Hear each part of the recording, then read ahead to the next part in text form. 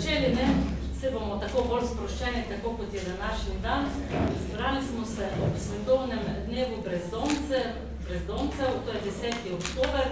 Brezdomci so prvič zaznamovali svoj dan leta 2010, se pravi še ne tako dolgo nazaj. Med nami pozdravljam avtorico romana Tanjo Mlakar. Dober dan.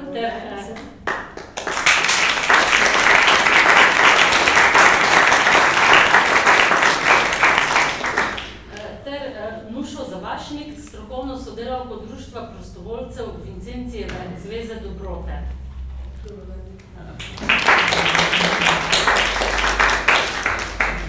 Tanja Mlakar bo predstavila svoj roman o mladi ženski Ireni, ki jo življenje kruto preizkuša in naposled pristane na ulici. Najprej pa k besedi vabim predstavnico Društva Vincencijeve zveze dobrote gospo Nušo, ki se pri svojem delu vsak dan srečuje z brezdomci, z njihovimi stiskami. Poiskala sem na spletu eno definicijo brezdomstva.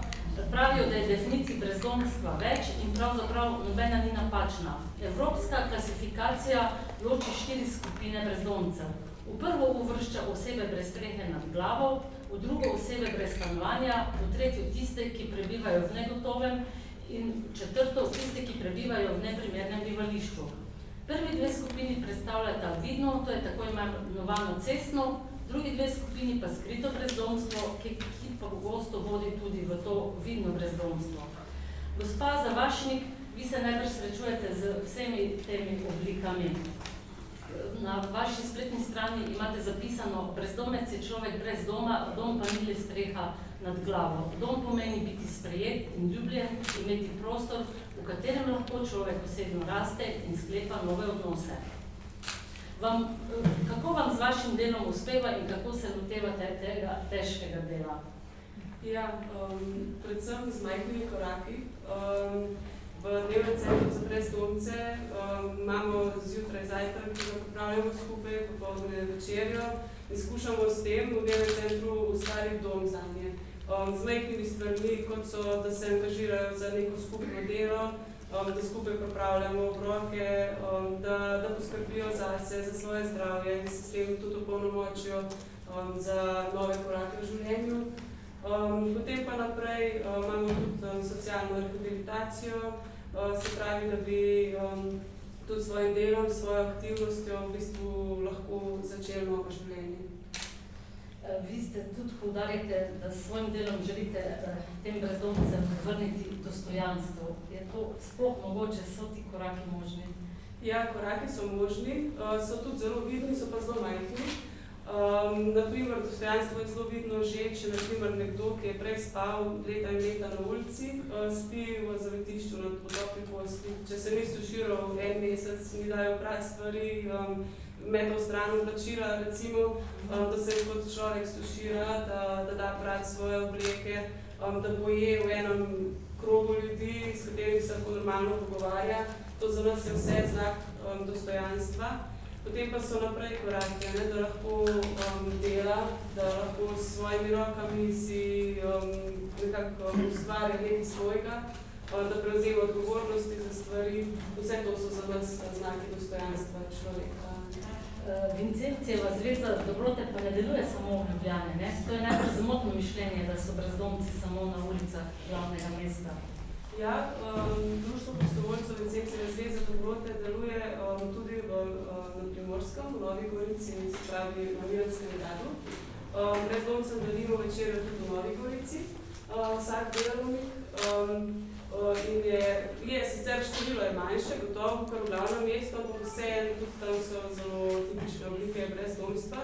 Na Miranskem gradu pa prav tako imamo ponovno nastanitev brezdomcev, se pravi tisti, ki se v Ljubljani, ki se hočejo umakniti iz ulice, začeti novo življenje, se pravi se osvoboditi odvisnosti stare družbe, tisti hodijo najprej za nekaj dni na teden na Primorsko, da tam potem živijo v eni skupnosti in skupaj delajo, skupaj razmišljajo, kako bi spremenili svoje življenje, o tem govorijo, skratka, da bi zaživeli na novo. Kakšen je pa tisti vaš glavni cilj? Zmanjšati število, najbrž bodo brezdomci vedno med nami. Ja. Je utopično razmišljati, da jih ne bi bilo najbrž. Ja. Brezdomci bodo vedno med nami, lahko pa vsakmo po svojih zmožnostih dvignemo kvaliteto življenja oziroma, kolikor je sam pripravljen vložiti v to, dvignemo raven dostojanstva in eno zadovoljstvo. Se pravi, cilji so različni od vsakega človeka. Pri nekomu je lahko cilj samo to, da živi v eni skupnosti in tam da največ od sebe, kar lahko in je s tem zadovoljen.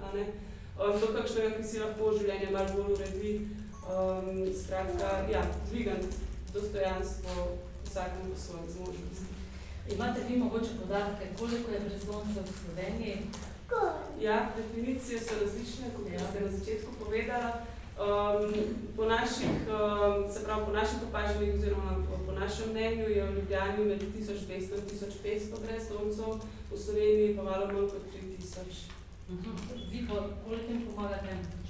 Ja, se pravi, na letni ravni med 800 in 900 različnih uporabnikov, se pravi, z leta 2016 do 2017 je bil porast 8% obiska v dnevnem centru. Dnevno pa, se pravi, na večerjo 60, povprečno na zajtrk pa povprečno tam 20 brezdomcev. Hvala lepa. Bi mogoče sedaj to vašo realno sliko podprli z nekim primerom enega brezdomca, ker je to gotovo težko vsakemu se izpostavljati. Zato smo danes medse povabili gospo Tanjo Mlakar, da nam bo predstavila svoj roman, zgodbo o eni klošarki, bo ona to razložila, kdo je bila. Naslov je Klošarka z Miklošičeve. Naj povem, da je knjiga najprej izhajala kot podlistek v tedniku Družina in je imela tudi izjemen odmev. Pa če vam kot istočnico ponudim vprašanje, eden od vzrokov za brezdomstvo je tudi to, da so brezdomci takrat, ko so v težavah, večinoma nimajo podpore družine. In tudi ta vaša junakinja, ta osrednji lik je v takih težavah. Ostala je brez podpore družine. Tako da, če naprej sledite. Ja, res ne. Ireni se življenje zaplete, dokončno zaplete, ko ostane brez svoje družine, ko jo mož odslovi iz tega skupnega doma, ko se vrne domov, jo sicer se kaže, da bo lahko zaživela novo življenje, ne? In tukaj se mi poraja ena misel, da dokler ima človek še koga, starše, prijatelje, sorodnike, do takrat se še lahko na nek način rešuje. Ne?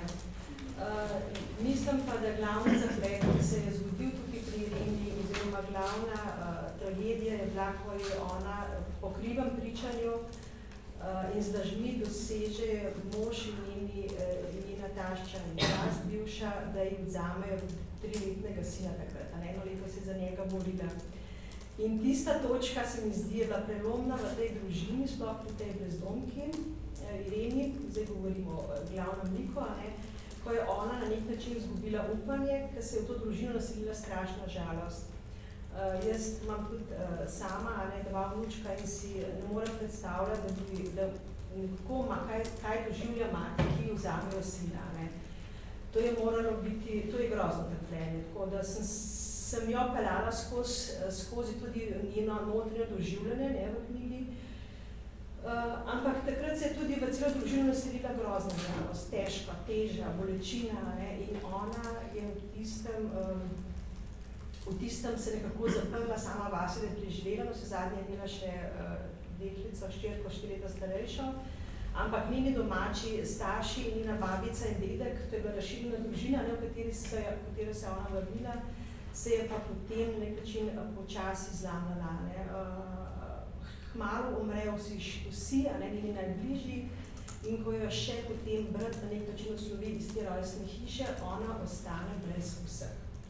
Sestra se odseli na drugi konec, brat z bratom nima stikov, in dokler je še služba, dokler je še kakšen redni prihodek še gre, tisti je še potem vsaj minimum, nekako najema stanovanje, ampak če pa zgubi človek še službo, takrat je potem pa res vse navzdol. Samo to bi še rekla, ne, da zgodba je postavljena 30 let nazaj, približno. Ne. In to z namenom, ker nisem želela nobenega brezdomca sedanjega ali pa mogoče kdo, ki je poznal kakšnega mu podati eno nalepko, ne, da bi bil, jaz sem pa ta, on je pa ta. Ne.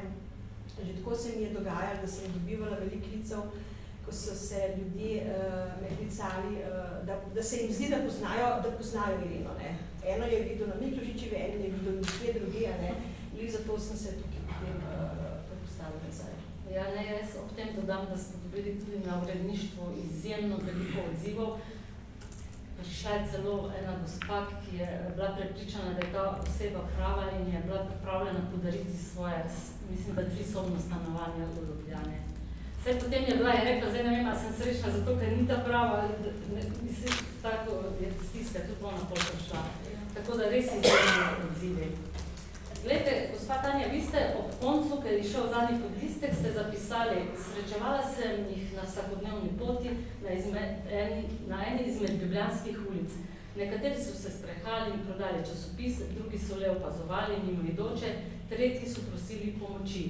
Včasih sem se v njih ustavila, jih pozdravila, tudi poklepetala z njimi in jim podarila kovanec, spet drugič sem odhitela naprej, ne da bi jih pogledala. V meni so zgolj mešane občutke. Za pijačo jim nima smisla dajati, hrano pa že nekje dobijo, sem premišljevala.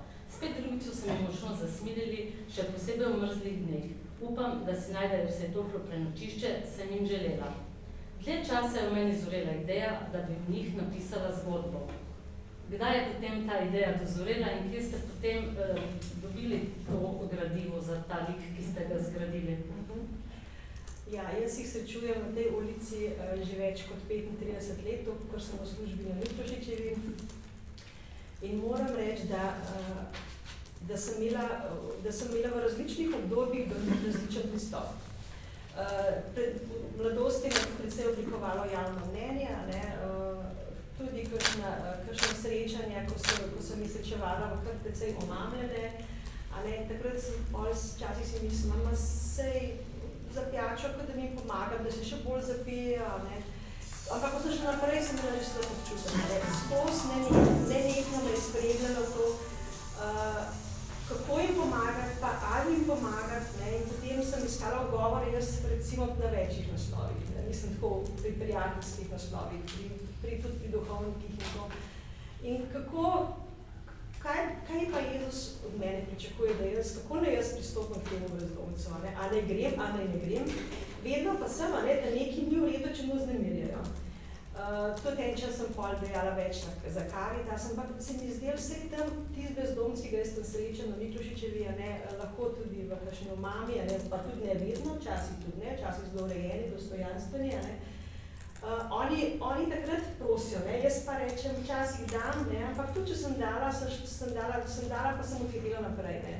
Nekako je to se v meni skozi spremljevalo, dokler nisem prišla do enega delnega zaključka, da najmanj, kar je, če dam, da moram se ustaviti.